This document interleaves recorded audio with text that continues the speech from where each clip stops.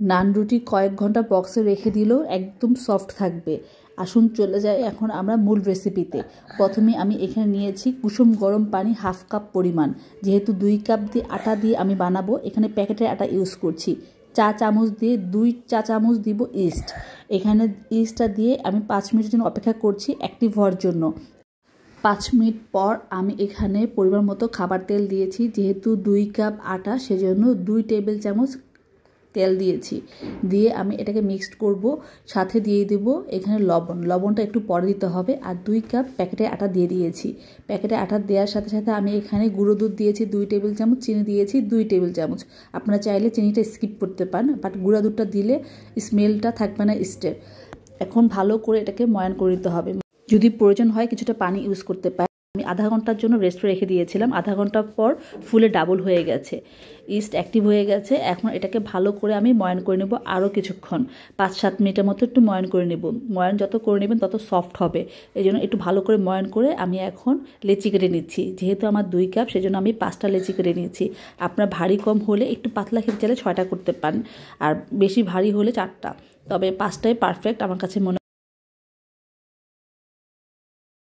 একটা বাটিতে আমি 1 চা চামচ লবণ নিয়ে 2 টেবিল চামচের মতো পানি ব্যবহার করছি, করে ভালো করে মিক্সড করে নেব। নিয়ে এখন রুটি বানানোর পালা। তো আপনি চাইলে রাউন্ড শেপ বা লম্বা শেপ দুইভাবেই বানাতে পারেন। আমি 2 শেপে বানিয়ে আপনাদের দেখাচ্ছি। প্রথমে আমি লম্বা শেপে বানাচ্ছি। এখানে কিন্তু এক্সট্রা কোনো আটা ইউজ করতে হয়নি। এখন একটা ভাতের পাতিল এভাবে আমি উল্টো করে বসিয়ে দিয়েছি। চুলার আঁচটা মিডিয়াম টু লোয়ের দিকে থাকবে। এখন আমি রুটির এক সাইডটাতে লবণ পানিটা মিশিয়ে দিচ্ছি। মিশিয়ে আমি এটাকে চুলার পাতিলে বসাবো। যে পাশটা দিয়েছি সেই পাশটা, তাহলে পাতিলের সাথে রুটিটা আটকে থাকবে। কয়েক সেকেন্ডের ভিতরেই দেখবেন যে রুটিটা ফুলে গেছে, আপনার একদম নান রুটির মতো। এখন আমরা এটা কালার আসার জন্য একটু উল্টিয়ে দিয়েছি। উল্টিয়ে একটু চুলায় ধরলেই আপনার 1 মিনিটের ভিতরেই সম্পূর্ণ কালার চলে আসবে 4 সাইডে। আপনার যেভাবে যত সুন্দর করে ঘোরাতে পারবেন তত সুন্দর কালার আসবে। নানটি তৈরি হয়ে গেছে। এখন আমি একটু ঘি ব্রাশ করে দেব। বাটার চাইলে বাটারও ইউজ করতে পারেন। তো আমার হাতের কাছে ঘি ছিল, আমি ঘিটাই ব্যবহার করছি। এখানে ঘি দিয়ে ব্রাশ করে আমি একটু ধনেপাতা দিয়ে দিয়েছি দেখার সৌন্দর্যের জন্য, এক্সট্রা কিছু না। আপনারা চাইলে এগুলো অ্যাভয়েড করতে পারেন, কিন্তু এটা দিলে দেখার একটু সৌন্দর্য আসে। আর এখন আমি এটা পিছন সাইডটা আপনারা দেখাচ্ছি কতটা আমি সুন্দর নান রুটি তৈরি করে দেখাচ্ছি আপনাদের, সুন্দর আসছে। এখানে আমি একটা গোল শেপে তৈরি করে দেখাচ্ছি। গোল শেপটা তৈরি করাও কিন্তু ইজি। একই রকম রুটি যেভাবে বেলি সেরকম, কিন্তু খুব বেশি পাতলা করতে যাব না, একটু ভারী রাখবো, কারণ এটা ফুলে ডাবল হয়ে যাবে। আর যখন পাতলা হবে তখন কিন্তু হার্ড হয়ে আসবে। আর লবণ পানিটা দিয়ে দিয়েছি। লবণ পানিটা দেওয়ার কারণে কিন্তু পাতিলটা যখন আমরা উল্টো করছি তখন কিন্তু পড়ে যাচ্ছে না চুলার উপর। একটু ভালো করে দিয়ে নেবেন।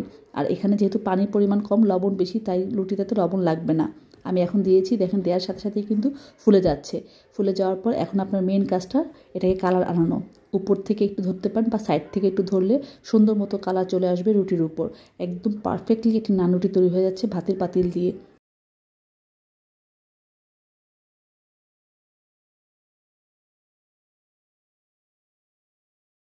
এই পর্যায়ে চুলার তাপটা কিন্তু লোতেই আছে, লো থেকে একটু হাইয়ের দিকে। আপনার হাতের সহনশীল উপর ডিপেন্ড করে তাপটা বাড়িয়ে কমিয়ে নিতে পারেন।